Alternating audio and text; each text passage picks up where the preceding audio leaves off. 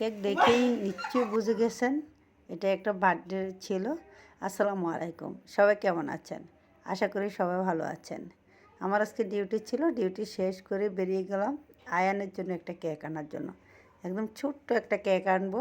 তবে আমি কখনো বার্থডে পালন করা হয় না বা করিও না, কিন্তু আয়ানের 3 বছর পূর্ণ হলো।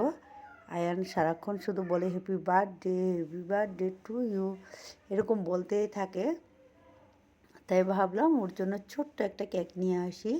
তো যেই ভাবনা সেই কাজ, ছোট্ট একটা কেক নিয়ে আসলাম আর ছোট ছোট মিষ্টি নিয়ে আসলাম। এখন কেকটা একটু রেডি করতেছি। ইয়াটা জ্বালানোর সাথে সাথে আয়ান প্রচণ্ড ভয় পেয়ে গেছে। দেখেন ভয়ে ও চোপার উপরে উঠে গেছে ভয়ে। যাই হোক, ওকে অনেক শান্ত করে নিচে নামতে বললাম। তারপর আদনান কেকটা কাটলো, আদনানের সাথে আয়ানও ধরলো। দাঁড়াও। Happy birthday to you, happy birthday to you.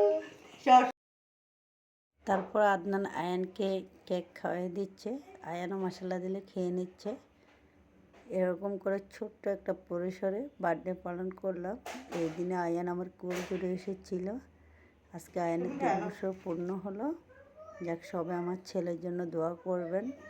আমার ছেলে যেন মানুষের মতো মানুষ হয়, আল্লাহ যেন তাকে হায়াত দারাজ করে। আল্লাহ হাফেজ।